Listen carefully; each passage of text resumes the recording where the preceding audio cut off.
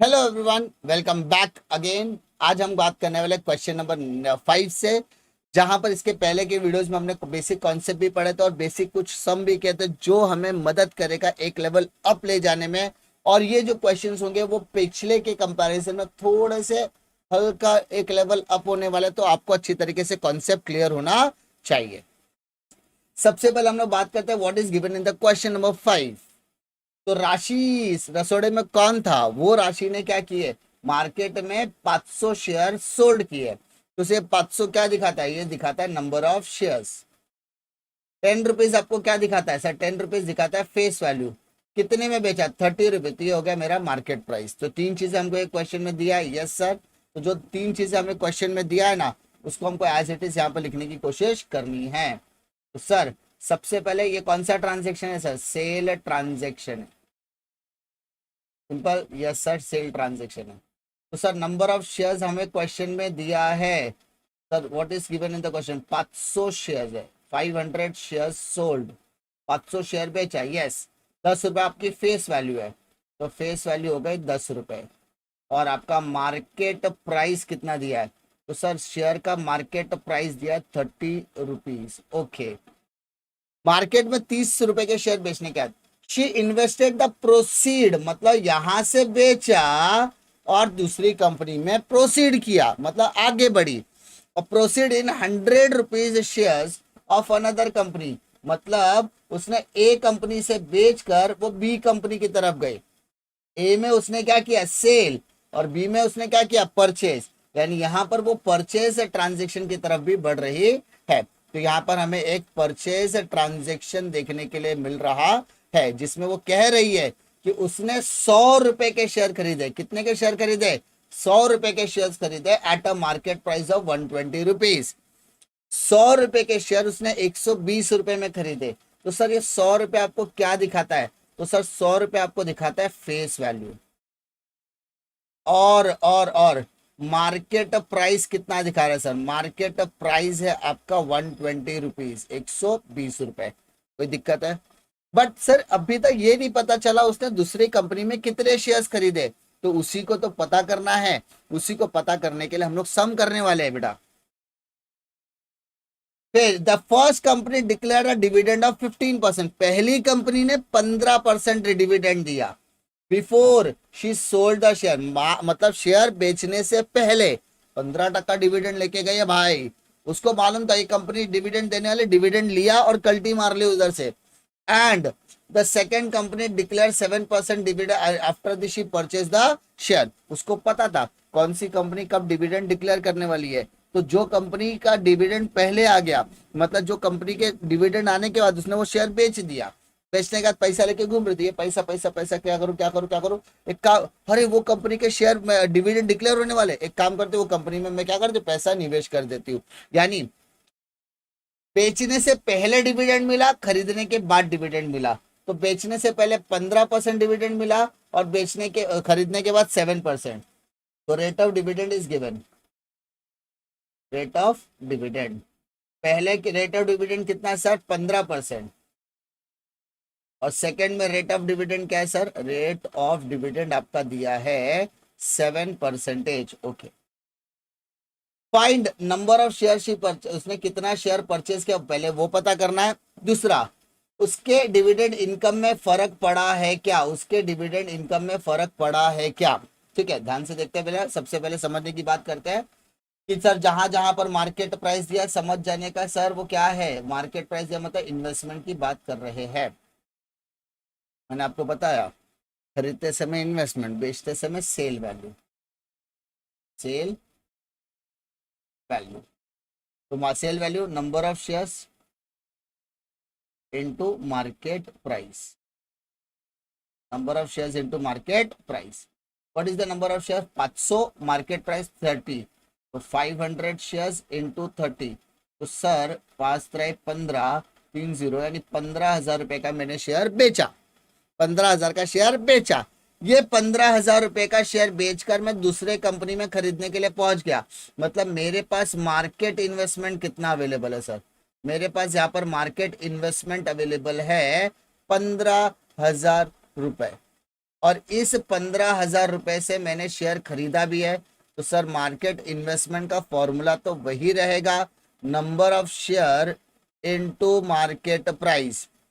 But इस बार 15,000 investment, sir number of share कितना है दिया नहीं है, and market price is 120 rupees, तो 120 रुपया। तो 15,000 शेयर डिवाइडेड बाय 120 कर देता हूँ, तो नंबर ऑफ शेयर कितना मिला जरा मेरे को कैलकुलेटर पे कैलकुलेट करके बताओ, नंबर ऑफ शेयर। तो sir 15,000 divided by 120, 15,000 divided by 120, 15,000 divided by 120 कितना आएगा, 125 शेयर। यानी उसने दूसरी कंपनी में कितने शेयर खरीदे, 125 शेयर खरीदे। ठीक है, अब दोनों को डिविडेंड भी मिला है, यस सर डिविडेंड भी मिला है। बेचने वाली company, dividend is always calculated on face value into number of share into rate of dividend. तो सेल वाली कंपनी पे कितना डिविडेंड मिला बताओ बेटा, फेस वैल्यू 10 है ना, फेस वैल्यू आपका कितना है, सेल वाली कंपनी में फेस वैल्यू कितना है, 10 है। ठीक है, नंबर ऑफ शेयर 500 और rate of dividend 15%। Rate of dividend आपको कितना दिया यहाँ पर देखो, 15% दिया है। ठीक है, तो यहाँ पर कैलकुलेटर पे लो, 10 इंटू 500 इंटू 15%, तो आपको 750 रुपये डिविडेंड मिला सेल वाली कंपनी में।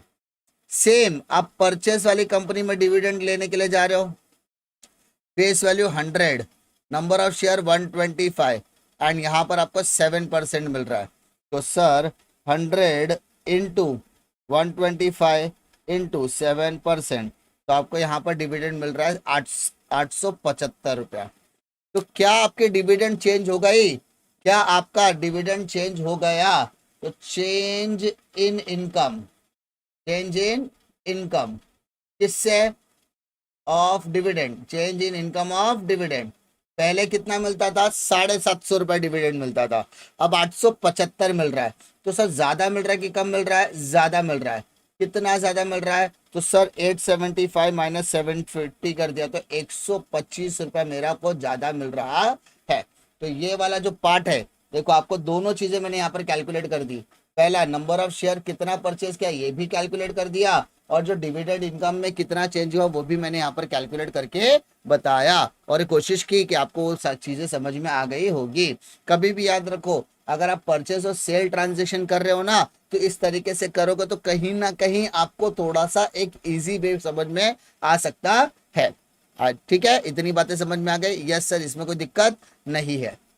ठीक है, आगे बढ़ सकते हैं क्या, क्वेश्चन नंबर 6 की तरफ बढ़ सकते हैं क्या, यस सर क्वेश्चन नंबर 6 की तरफ बढ़ सकते हैं।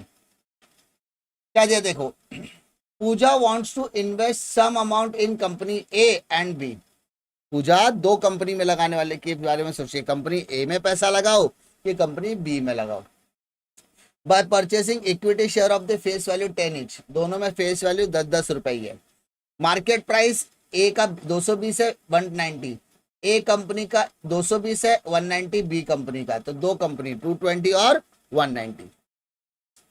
These companies are expected to declare the dividend at 25% and 15%, but पहली कंपनी दूसरी company rate of dividend declare करने की बात कर रहे हैं।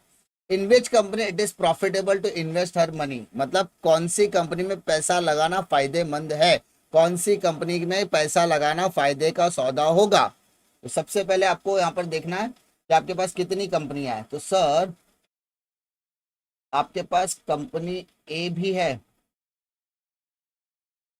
और दूसरी कंपनी आपकी क्या है, कंपनी बी है। क्या आपको पता है कितना पैसा लगाना है, नहीं सर, पर 10 रुपया फेस वैल्यू ये तो पता है, 10 रुपया फेस वैल्यू है। कंपनी ए का भी फेस वैल्यू 10 रुपया, कंपनी बी का भी फेस वैल्यू 10 रुपया। ओके, 220 रुपया market price, 190 rupees market price, तो मतलब मार्केट प्राइस इज 210, और यहां पर भी मार्केट प्राइस कितना हो जाएगा सर, 190, 210 और 220, सॉरी 220 मार्केट प्राइस 220 है। ओके, इसके अलावा रेट ऑफ डिविडेंड 25 एंड 15, तो रेट ऑफ डिविडेंड पहले वाले का 25%, दूसरे वाले का 15%, तो इसको बोलेंगे रेट ऑफ डिविडेंड। इधर भी आएगा सर रेट ऑफ डिविडेंड। चलो माय डियर, कौन सी कंपनी में पैसा लगाना ज्यादा फायदे का सौदा हो सकता है? तो सबसे पहले निकालते हैं dividend. Dividend is always calculated on face value of the share.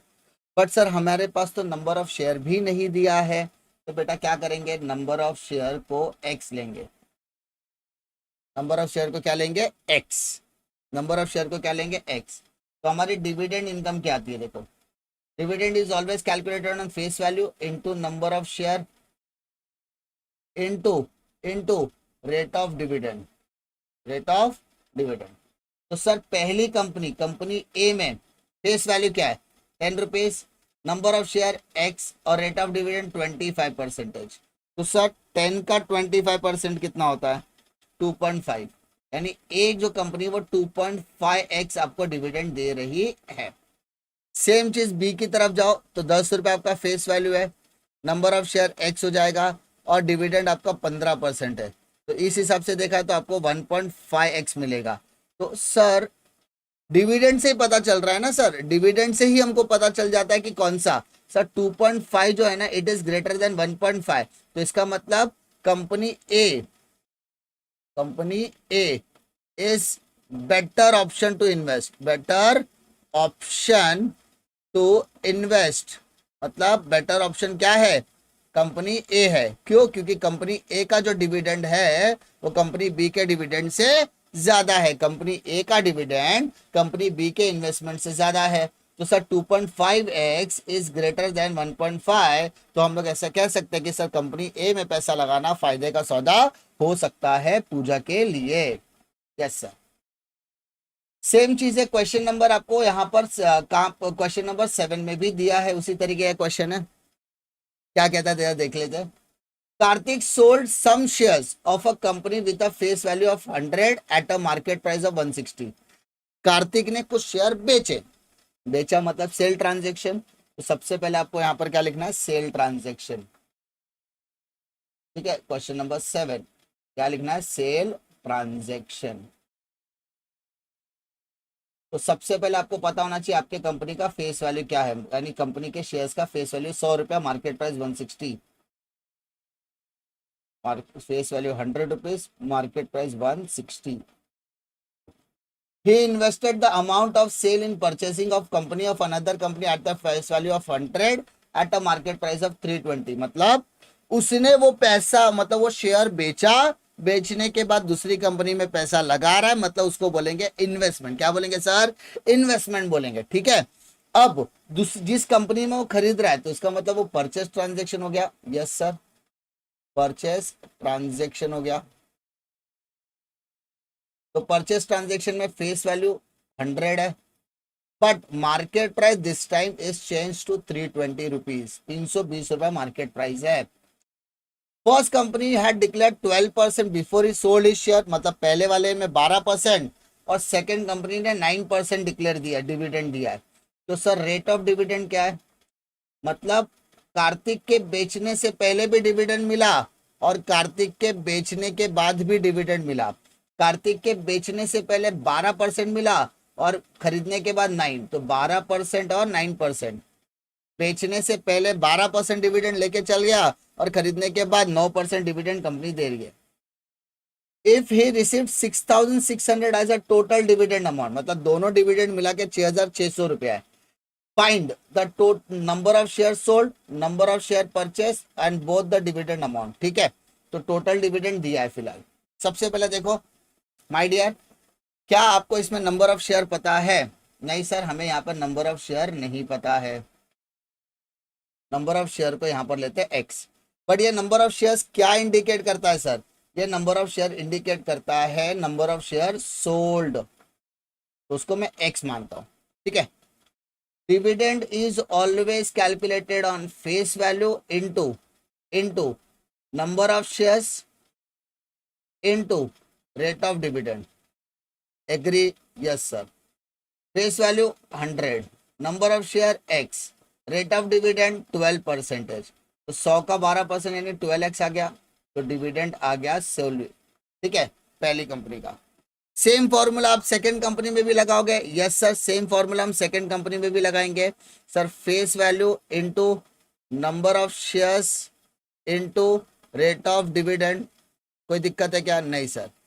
Face value 100, number of shares, अब यहाँ पर कितने शेयर है ये पता नहीं है, तो नंबर ऑफ शेयर्स ही नहीं पता है तो आप निकाल सकते हो क्या? नहीं।